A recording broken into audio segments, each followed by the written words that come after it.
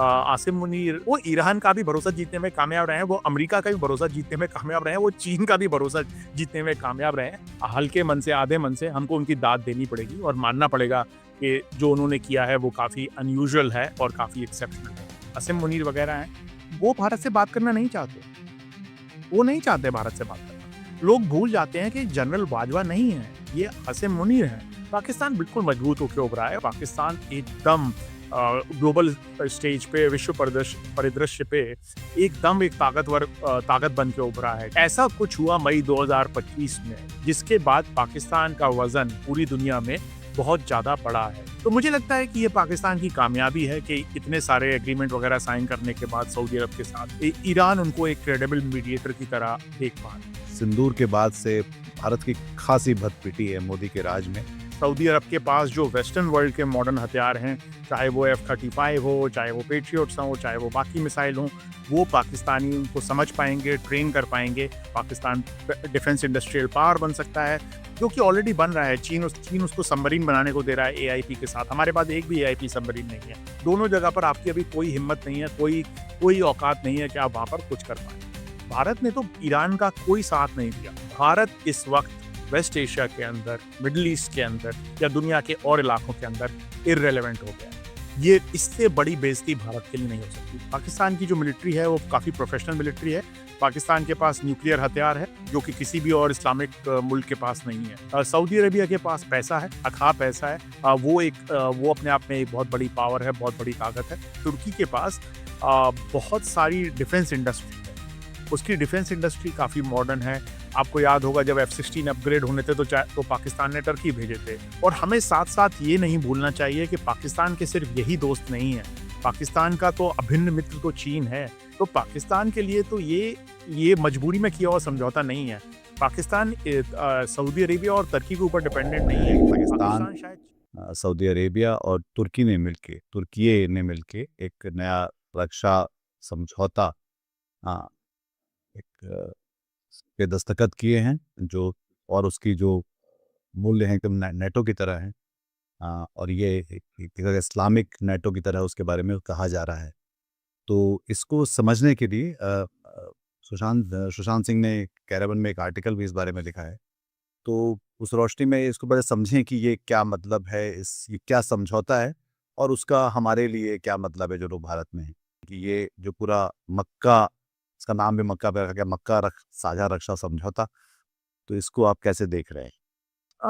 जितनी मेरी समझ है इस समझौते के बारे में, वो ये है कि इसके बारे में बातें तो बहुत ज़्यादा बड़ी-बड़ी हो रही हैं, पर इसके जो एक्चुअल डिटेल्स हैं, वो अभी तक सामने नहीं आए हैं। भारत जैसे देश के लिए काफ़ी खतरनाक है और काफ़ी मुश्किलें पैदा कर सकता है। इसको क्लियर। थोड़ा-सा पीछे चलते हैं निधीश, इसको आप इस तरह से देखिए कि जैसा आपने कहा, तीनों मुल्कों की अपनी-अपनी बहुत ताकत है। पाकिस्तान की जो मिलिट्री है वो काफ़ी प्रोफेशनल मिलिट्री है।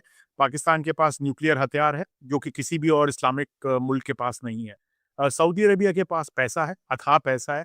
सऊदी अरेबिया की जो लोकेशन है वो बहुत जियो स्ट्रैटेजिक है। सऊदी अरेबिया के पास इसी तरह तेल का भंडार है और तेल की बहुत बड़ी ताकत है। वो अपने आप में एक बहुत बड़ी पावर है, बहुत बड़ी ताकत है। टर्की के बारे में जैसा आपने कहा, नेटो का मेंबर है, पर हमें ये नहीं भूलना चाहिए कि तुर्की के पास बहुत सारी डिफेंस इंडस्ट्री है। उसकी डिफेंस इंडस्ट्री काफ़ी मॉडर्न है। आपको याद होगा जब F-16 अपग्रेड होने थे तो पाकिस्तान ने टर्की भेजे थे, या और भी कई चीज़ें हैं जो कि टर्की के अंदर बनती हैं। और हमें साथ-साथ ये नहीं भूलना चाहिए कि पाकिस्तान के सिर्फ यही दोस्त नहीं है। पाकिस्तान का तो अभिन्न मित्र तो चीन है। चीन से 80 से 82% उनका सैन्य साजो-सामान वहाँ से आ रहा है। उसके अलावा उनकी अमेरिका से भी अच्छी दोस्ती है, अमेरिका से भी कोई समस्या नहीं है। तो पाकिस्तान के लिए तो ये मजबूरी में किया हुआ समझौता नहीं है। पाकिस्तान सऊदी अरेबिया और तुर्की के ऊपर डिपेंडेंट नहीं है। पाकिस्तान शायद चीन के ऊपर ज़्यादा डिपेंडेंट है अपनी स्ट्रैटेजिक पावर के लिए और मिलिट्री पावर के लिए। तो पहली तो बात सही है कि तीनों का तारतम्य है, तीनों अलग-अलग स्ट्रेंथ अपनी लेके आते हैं। पर जो तीनों नहीं लेके आते हैं, जो आपने कहा, वो क्या कॉमन एडवर्सरी क्या है? क्या कॉमन एडवर्सरी ईरान है? क्या कॉमन एडवर्सरी इज़राइल है? या सिर्फ़ एक डेटरेंस का तरीका है कि भई ईरान को मैसेज दिया जा रहा है कि आप ज़्यादा ज़ोर से हमला मत कीजिए? या सिर्फ़ एक तैयारी है कि जो पोस्ट अमेरिकन ऑर्डर है जो मल्टीपोलैरिटी हो रही है, उसमें हम किस तरह से अपने आप को प्लेस करें और किस तरह से चेस बोर्ड बने जिससे कि हम लोग कमज़ोर होके ना उभरें। जो कि सबका मानना है कि बेसिकली एक डिटरेंस की तैयारी है कि डिटरेंस थोड़ा-सा किया जाए कि ईरान या इज़राइल कोई भी बहुत ज़्यादा हमला ना करे। और दूसरा ये है कि हम तैयार हो जाएँ कि जब अमेरिका यहाँ से बिल्कुल कमज़ोर हो गया है और सिक्योरिटी गारंटी नहीं दे पा रहा है, तो कैसे इस इलाके में हम लोग बेटर प्लेस्ड रहें, अच्छे तरीके से प्लेस्ड रहें। पर जहाँ तक आपने कहा पाकिस्तान, पाकिस्तान बिल्कुल मजबूत होके उभरा है और जैसा कि मेरा हमेशा से मानना रहा है, इसकी शुरुआत 2025 मई से होती है जब भारत ऑपरेशन सिंदूर नाम के ऑपरेशन से पाकिस्तान पे हमला करता है। उस ऑपरेशन का जो भी नतीजा रहा हो मिलिट्री तौर पर ब्रह्मोस मिसाइल जहाँ पर भी लगी हों, पाकिस्तान ने कितने भी भारत के हवाई जहाज़, लड़ाकू हवाई जहाज़ गिराए हों। और उसके बाद आप देखिए पाकिस्तान एकदम ग्लोबल स्टेज पे विश्व परिदृश्य पे एकदम एक ताकत बन के उभरा है। चाहे वो उनकी ट्रम्प के साथ मित्रता हो आसिम मुनीर की, चाहे जैसा कि आपने कहा आसिम मुनीर मीडिएट कर रहे हों ईरान और यूएस के बीच में, तो बहुत बड़ी बात है। चाहे उनको चीन बुलावा दे रहा हो, चाहे उनको सऊदी अरेबिया बुलावा दे रहा हो, कतार के साथ काम कर रहे हों।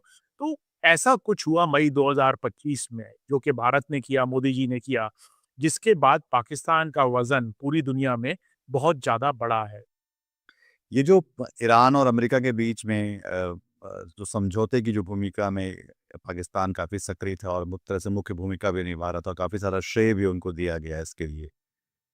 अब जब उनके रिश्ते सऊदी अरेबिया से उसमें और मतलब हालाँकि वो पहले से रिश्ते हैं, पर अब वो अगर उसको एक इस्लामिक नेटो की तरह उसको पेश कर रहे हैं, तो क्या उस समझौते में जो कि कभी होगा ईरान और अमेरिका के बीच, अभी तक तो वो ठीक से लागू होता हुआ नहीं दिखलाई पड़ रहा है। तो उसमें पाकिस्तान की क्रेडिबिलिटी कैसी रह जाएगी कि जब आप उसके विरोध वाली पार्टी के हाँ। साथ आप एक समझौते में दिखलाई पड़ते हैं? और दूसरा सवाल एक ये भी था कि क्या ये नए तरह का पैटर्न है जहाँ पे लोग अमेरिका की सरपरस्ती को छोड़कर अपना कुछ एक नया, भले छोटे-छोटे स्तरों पर अ, नए तरह के समझौते या नए तरह की बिल्कुल सही कहा आपने गारंटीज़ ढूँढ निधीश। रहे पहले हैं? आपका दूसरा जो आपका पॉइंट है वो बिल्कुल ठीक है। ये एक पोस्ट अमेरिकन ऑर्डर की बात हो रही है कि अमेरिका अब सिक्योरिटी प्रोवाइड नहीं कर सकता। देखिए साहब अमेरिका के इतने जगह पर बेसेस थे, कतार में बेस थे, जॉर्डन में था, सऊदी अरेबिया में था, यूएई में था। हर जगह ईरान ने उन पे हमला किया और अमेरिका ईरान से बदला नहीं ले पाया। अमेरिका एक कोई प्रोटेक्शन प्रोवाइड नहीं कर पाया। अमेरिका के खुद के बेस हिट हुए हैं इन मुल्कों के अंदर। पहले हमेशा से ये माना जाता रहा था कि अगर अमेरिका का सैन्य बेस कहीं पर है तो किसी और मुल्क की दुनिया में मजाल नहीं है कि वो कुछ कर पाए और वो अपने आप में एक प्रोटेक्शन। तो इसीलिए चाहे वो सऊदी अरब वहाँ पर उनके डॉलर खरीदता हो, अपने पैसे उनके पास बैंक्स में रखता हो या बहुत हथियार खरीदता हो, यूएई जो करता हो, उसका कारण यही था कि अमेरिका की एक सिक्योरिटी अम्ब्रेला हमको मिलेगी, एक सिक्योरिटी प्रोटेक्शन हमको मिलेगा। वो सिक्योरिटी प्रोटेक्शन इस ईरान के युद्ध के साथ पूरी तरह से खत्म हो गया है। और जो माहौल बन रहा है, जिस तरह का विश्व का नक्शा बन रहा है, उसके अंदर अब ये नए तरह के कई तरह के अलाइनमेंट, कई तरह के डेटरेंस, कई तरह के प्लान करने की कोशिश हो रही है, जिससे कि फिर से किसी तरह की एक बेसिक स्टेबिलिटी आए और जब जो दूसरा जो ये now we are between orders, अभी तो हम ऑर्डर्स के बीच में हैं, जो अगला ऑर्डर आता है, उसमें इन मुल्कों को लगता है कि हमारी ज़्यादा ताकत होनी चाहिए, हमारी ज़्यादा स्ट्रेंथ होनी चाहिए। देखा जाए तो हमारे यहाँ मोदी जी और जयशंकर कई सालों से मल्टीपोलैरिटी की बात करते थे, मल्टीपोलैरिटी चाहिए, मल्टीपोलैरिटी चाहिए। मल्टीपोलैरिटी साहब यही है, जिसमें हर कोई एक-दूसरे को मारेगा, हर कोई एक-दूसरे के साथ जाएगा, ये मल्टीपोलैरिटी हमारे यहाँ चाह रहे थे। जब ये बोलते थे कि बार-बार मल्टीपोलैरिटी, मल्टीपोलैरिटी का मतलब तो यही है कि साहब हर कोई पोल है, जिसका जहाँ मन किया वो जुड़ गया और हट गया। आपका जो पहला सवाल था उसमें एक चीज़ निधीश याद रखने वाली है कि सऊदी अरब और पाकिस्तान का बड़ा सैन्य समझौता 2024 में भी हुआ था। 2024 2025 में 2025 में या 2025 में हुआ था और उस सैन्य समझौते के अंदर भी काफ़ी सारी कमिटमेंट्स थी, जो कि पाकिस्तान ने कुछ हद तक पूरी भी की। उसके बाद जब ईरान की तरफ से हमला होता है सऊदी अरब अरब पे, तो ऐसा नहीं हुआ पाकिस्तान वहाँ गया। पर पाकिस्तान ने पहला जो युद्ध विराम होता है, उसके बाद अपने आपको याद होगा अपने लड़ाकू जहाज़, अपनी कुछ ब्रिगेड वगैरह वहाँ पर सऊदी अरब में डिप्लॉय की थी। शायद ये मैसेज देने के लिए ईरान को कि आप उन पर हमला ना करें। तो उसके बावजूद भी वो एक मीडिएटर की तरह एक्ट कर पा रहे थे। तो मुझे लगता है कि ये पाकिस्तान की कामयाबी है कि इतने सारे एग्रीमेंट वगैरह साइन करने के बाद सऊदी अरब के साथ और सऊदी अरब से एक अच्छी रिलेशनशिप होने के बावजूद भी ईरान उनको एक क्रेडिबल मीडिएटर की तरह देख पा रहा है। एक बात जो शायद बहुत सारे लोग भूल जाते हैं कि आसिम मुनीर जब मिलिट्री अटैचे थे, डिफेंस अटैचे थे, तो वो सऊदी अरब में ही डिफेंस अटैचे थे। वहीं पर उन्होंने हाफ़िज़ की उपाधि भी ली थी, जो कि मतलब व्हेन यू मेमोराइज़ द जब आप पूरी होली कुरान को पूरी तरह से याद कर लेते हैं और आपको उसको पढ़ने की ज़रूरत नहीं पड़ती है, आप उसको आपको याद हो जाती है, तो आपको हाफ़िज़ का टाइटल मिलता है और वो जब वहाँ पर मिलिट्री अटैचे थे सऊदी अरब के अंदर, तब उन्होंने लिया था। और जैसा कि नीतीश, हमें ये भी नहीं भूलना चाहिए कि पाकिस्तान और सऊदी अरब में तो हमेशा से बहुत नज़दीकी संबंध रहा है। ख़ास तौर पे सैन्य स्तर पर। सैन्य स्तर पे पाकिस्तान ने उनके फाइटर पायलट्स को ट्रेन किया है, पाकिस्तान के फाइटर पायलट्स ने सऊदी अरब के लड़ाकू जहाज़ उड़ाए हैं, पाकिस्तान ने वहाँ ब्रिगेड्स डिप्लॉय किए हैं, पाकिस्तान ने सब कुछ किया है सऊदी अरब के लिए और सऊदी अरब ने उनको सपोर्ट किया है पैसे से, ऑयल से, ऑयल की क्रेडिट लाइन से। आपको याद होगा एक वक़्त जब पाकिस्तान की हालत बहुत ज़्यादा ख़राब थी फाइनेंशियली, तो वो क्रेडिट लाइन दे देते थे 3-3 महीने की, 6-6 महीने की, कि आपने तेल खरीद लिया और आप पैसे 6 महीने बाद दे दीजिएगा, 1 साल बाद दे दीजिएगा। तो वो जो मुल्क जिसकी की माली हालत बहुत खराब है, उसके लिए तो वो एक बहुत बड़ी मदद होती थी। तो उनके संबंध हमेशा से रहे हैं और उन संबंधों के बावजूद आसिम मुनीर ईरान का भरोसा जीतने में कामयाब रहे हैं, जिससे कि वो ईरान का भी भरोसा जीतने में कामयाब रहे हैं, वो अमेरिका का भी भरोसा जीतने में कामयाब रहे हैं, वो चीन का भी भरोसा जीतने में कामयाब रहे हैं और इसके लिए शायद भले ही मतलब हल्के मन से, आधे मन से हमको उनकी दाद देनी पड़ेगी और मानना पड़ेगा कि जो उन्होंने किया है वो काफ़ी अनयूजुअल है और काफ़ी एक्सेप्शनल है। और इसको अगर आप इस तरह से देखें कि भारत के लिए सुशांत इसका क्या मतलब होगा? ख़ास तौर पर इस दौर में जहाँ पर सिंदूर के बाद से भारत की खासी भत पिटी है मोदी के राज में। जहाँ पे डोनाल्ड ट्रम्प ने कहा था कम से कम तो नहीं शायद 100 बार उन्होंने ये कहा कि ये 2 एटमी ताकतों का की जंग जो है मैंने रुकवाई और उसमें उन्होंने साफ-साफ तौर पे एक तरह से पाकिस्तान का पक्ष लेते हुए भी वो दिखलाई पड़े। उन्होंने तो यहाँ तक कहा कि मैं इनका जो है पॉलिटिकल करियर डिस्ट्रॉय नहीं करना चाहता और उसके बाद जो ये जो ट्रेड को लेकर भी शर्तें जो हैं हम एक एक लगाती जाती रही हैं। तो हर तरह से देखा जाए H-1B चाहे ट्रेड है, सर्विसेज़ है, गुड्स है और साथ में एक तरह की जो डिप्लोमैटिक या स्ट्रेटेजिक पार्टनरशिप रही है उसपे सब पे फ़र्क पड़ा है। एक तो उस स्तर पे पड़ा है, पर एक पड़ोसी देश भी है जो कि एटॉमिक शक्ति है और उसपे 2 देशों का और अगर उसमें साफ-साफ वो जुड़ते हैं इस तरह से कि एक पर हमला और सब पे हमला माना जाएगा। तो भारत इसको कैसे देख रहा है या कैसे इससे उसकी प्रतिक्रिया कैसे रही होगी? मोदी सरकार के लोग जो हैं वो क्या सोच रहे होंगे इसके बारे में? नहीं पता कि मोदी सरकार के लोग कितना सोच रहे हैं और क्या सोच रहे हैं। पर नीतीश, 2 तरीके से देखा जा सकता है। एक तरीके से तो वो है जो कि राष्ट्रवाद से ओत-प्रोत हिंदू राष्ट्रवाद और हिंदुत्व से ओत-प्रोत जो लोग हैं वो ये कहेंगे कि अरे क्या पाकिस्तान से अगर लड़ाई होगी तो सऊदी अरब और तुर्की थोड़ा आके लड़ेंगे। और इसको दूसरे तरीके से भी देखा जा सकता है। दूसरा तरीका देखने का ये है कि पाकिस्तान की सैन्य ताकत को बढ़ाने के लिए तुर्की और सऊदी अरब मदद करेंगे। सऊदी अरब के पास जो वेस्टर्न वर्ल्ड के मॉडर्न हथियार हैं, चाहे वो F-35 हो, चाहे वो पेट्रियट्स हों, चाहे वो बाकी मिसाइल हों, वो पाकिस्तानी उनको समझ पाएँगे, ट्रेन कर पाएँगे और अगर भारत उस तरह के वेस्टर्न हथियार यूज़ करता है, तो पाकिस्तानियों को उनकी जानकारी होगी। सेम चीज़ तुर्की की वजह से टर्की के साथ पाकिस्तान के जो डिफेंस प्रोडक्ट्स हैं, वो अपग्रेड हो सकते हैं। पाकिस्तान डिफेंस इंडस्ट्रियल पावर बन सकता है। जो कि ऑलरेडी बन रहा है। चीन उसको सबमरीन बनाने को दे रहा है एआईपी के साथ। हमारे पास एक भी एआईपी सबमरीन नहीं है। अब वो जेएफ-17 पाकिस्तान के अंदर बन रहे हैं। तो अगर वो टर्की के साथ भी ये करेगा और सऊदी अरब के साथ भी ये करेगा तो उसका फ़ायदा होगा। तीसरी चीज़ हमको ये समझनी चाहिए कि सऊदी अरब जो है, उसके भारत से संबंध अच्छे हैं। बट इसका मतलब ये है कि अगर भारत और पाकिस्तान के बीच में लड़ाई होगी तो वो भारत पर दबाव डालेगा। अगर पाकिस्तान उसका मित्र है तो वो भारत पर डिप्लोमैटिक तौर पर तो पक्का दबाव डालेगा कि आप क्या कर रहे हैं। अगर आपको याद हो सिंदूर में भी 2 ही मुल्कों ने मीडिएट किया था, अमेरिका ने और सऊदी। जी। सऊदी के प्रिंस आए थे यहाँ पर, वो चल रहा था और उन्होंने मीडिएट किया था। तो अब और ज़्यादा दबाव बनेगा भारत के ऊपर डिप्लोमैटिकली कि आप कुछ कीजिए और भारत की भी तो मजबूरी है सऊदी अरब के साथ। भारत के शायद सबसे ज़्यादा लोग सऊदी अरब में ही काम करते हैं, जो मिडल ईस्ट में हमारे वर्कर्स हैं, उसका बहुत बड़ा हिस्सा सऊदी अरब के अंदर है। तो ऐसा नहीं है कि सऊदी अरब से हमें कुछ नहीं चाहिए, हमें सऊदी अरब से तेल भी चाहिए, हमें सऊदी अरब से वहाँ मदद भी चाहिए और एक तो इस तरह की समस्याएँ हैं कि पाकिस्तान की स्ट्रेंथ बढ़ेगी, पाकिस्तान की डिप्लोमैटिक सपोर्ट तो बढ़ेगी ही बढ़ेगी, भले ही वो मुल्क हमारे यहाँ लड़ने ना आए। दूसरी चीज़ जिसके बारे में भारत में बिल्कुल बात नहीं हो रही है, भारत के 2 आपको याद हो बड़े प्रोजेक्ट थे, एक आईमैक था, Indian middle east Europe corridor. वो तो नहीं हो सकता है, वो तो सऊदी अरब के थ्रू जा रहा था। वो प्रोजेक्ट तो अब उसकी तो कोई शुरुआत होना ही इम्पॉसिबल है, क्योंकि वो तो सऊदी अरब के थ्रू जा रहा था और स्ट्रेट ऑफ हॉर्मुज़ को टच करता हुआ जा रहा था। दोनों जगह पर आपकी अभी कोई हिम्मत नहीं है, कोई कोई औकात नहीं है कि आप वहाँ पर कुछ कर पाएँ। तीसरी जो हमारी चीज़ थी, जो हमारा दूसरा जो था क्वाड जिसको बोल रहे थे लोग, दूसरे तरह का क्वाड I2U2। अब तो I2U2 होता नहीं दिख रहा है। India, Israel, United Arab Emirates और यूनाइटेड स्टेट्स। अब तो वो I2U2 हवा में है। इसके बारे में बहुत बात हुई, कहा कि साहब देखिए, हमारे ईस्ट में क्वाड है, ऑस्ट्रेलिया, जापान, यूएस और इंडिया का, और हमारे वेस्ट में क्वाड है, इंडिया, यूएई, इज़राइल और यूएस का। और अब तो वो दोनों प्रोजेक्ट जो हैं, वो पूरी तरह से अ, बहुत मुश्किल है उनके अंदर कुछ होना। आईमैक तो बिल्कुल कोई चांस ही नहीं है आईमैक के स्टार्ट होने का, आईमैक के कुछ भी होने का। और इसको अगर आप थोड़ा पीछे हट के देखेंगे तो इसकी बड़ी वजह है भारत ने किन ताकतों का समर्थन किया है पिछले कुछ वर्षों में मोदी सरकार ने मिडल ईस्ट के अंदर, मध्य पूर्व के अंदर। इज़राइल का भारत पूरी तरह से इज़राइल के साथ रहा है। चाहे गाज़ा पे जो हमला हुआ हो, चाहे लेबनान पे कुछ हो रहा हो, चाहे इज़राइल ने ईरान पे अटैक किया हो, भारत ने तो ईरान का कोई साथ नहीं दिया। और दूसरा भारत ने जिसका मदद की है वो या साथ दिया है वो यूएई है। तो संयुक्त अरब अमीरात का साथ दिया है। इनके अलावा किसी और का साथ नहीं दिया है और भारत ने पूरी तरह से दर्शाया है कि हम इनके साथ हैं। देखिए, मेरा कहने का मतलब ये नहीं है कि आप इज़राइल से बिल्कुल संबंध तोड़ लें और इज़राइल को बोलें कि आप भाग जाइए।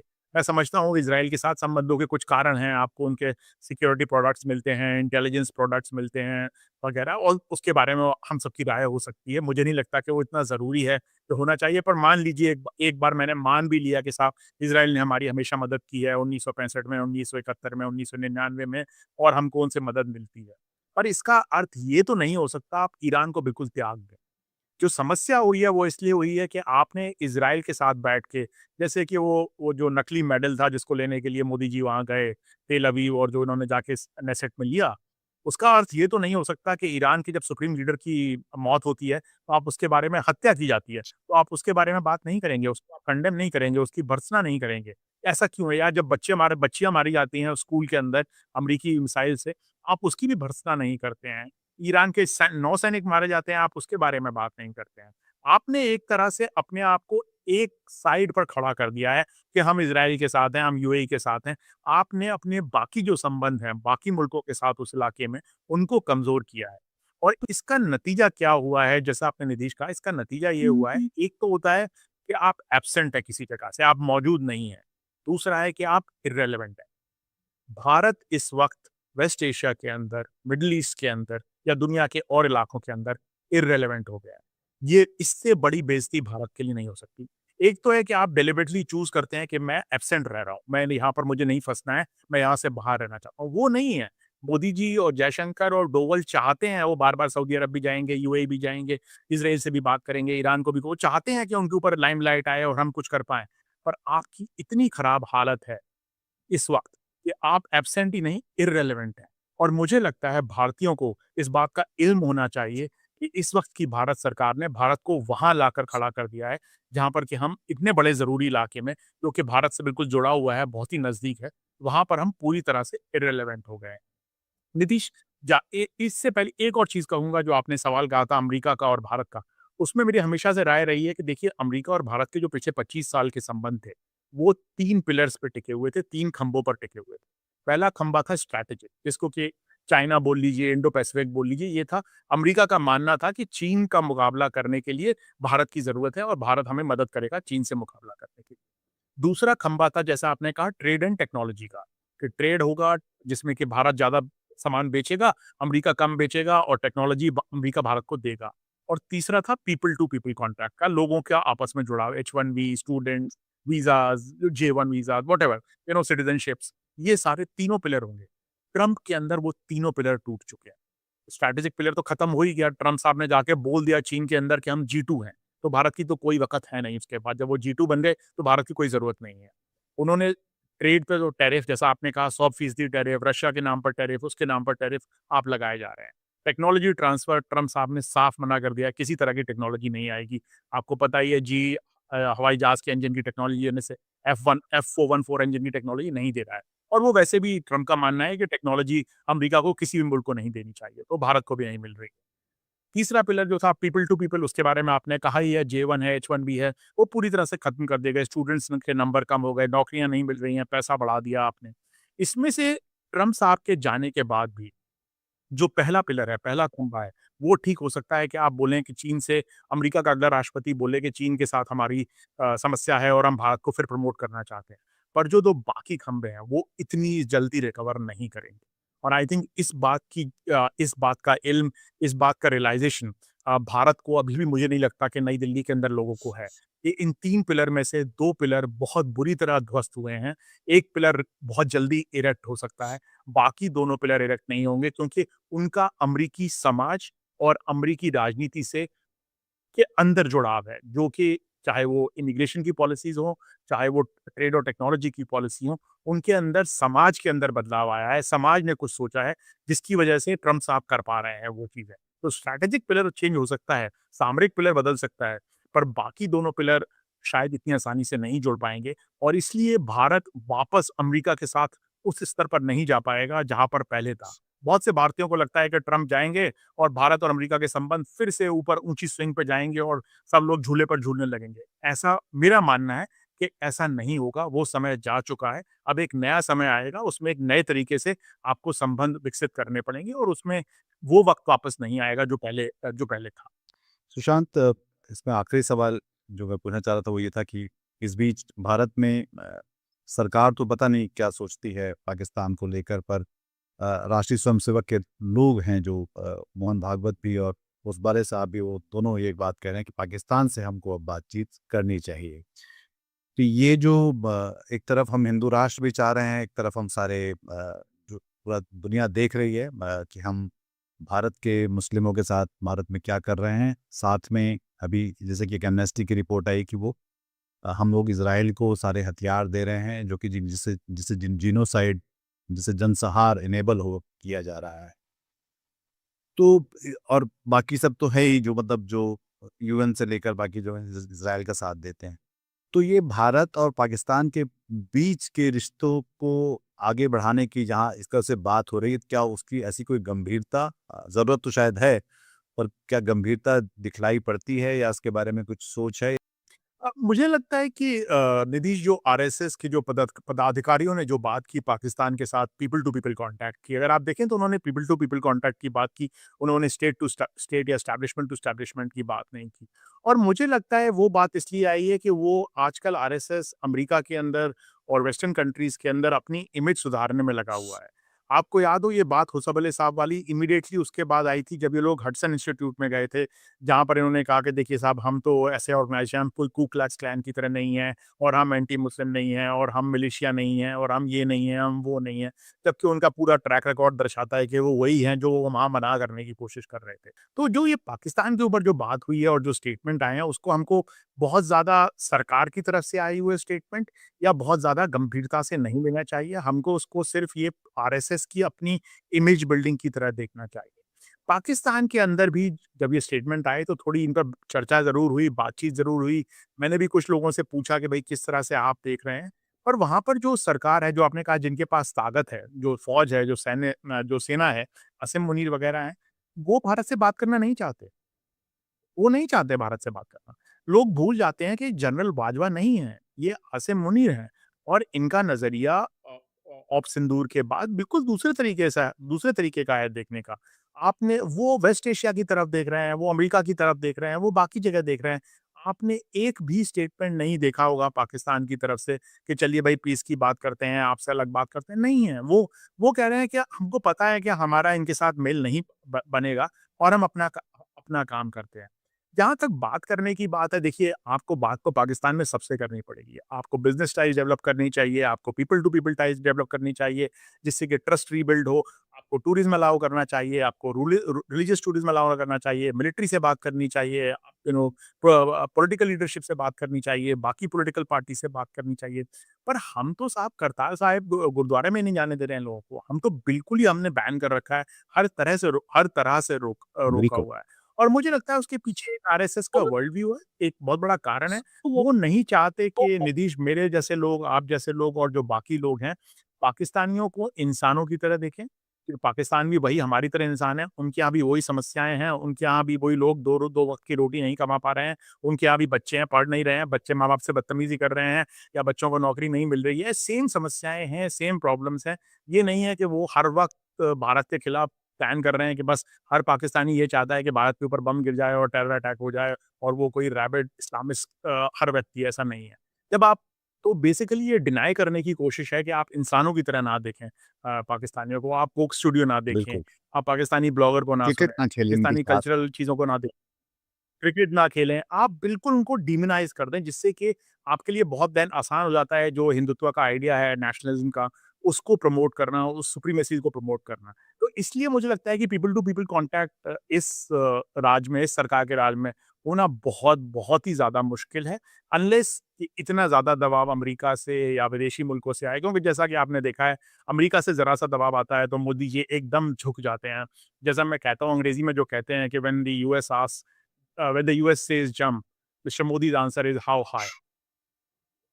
बस तो वो मतलब ये हालत है इनकी तो दो द इस हालत में आपको पता है कि अगर विदेश से दबाव आएगा, पश्चिम से दबाव आएगा, अमेरिका से दबाव आएगा तो कुछ भी कर लेंगे ये लोग। अदरवाइज़ अपनी तरफ से अगर ये अपनी आइडियोलॉजी जो इनकी है उस आइडियोलॉजी से अगर कमिटेड रहे तो मुझे नहीं लगता कि पाकिस्तान के साथ इस तरह का पीपल टू पीपल कॉन्टैक्ट होने की कोशिश रहेगी। जी।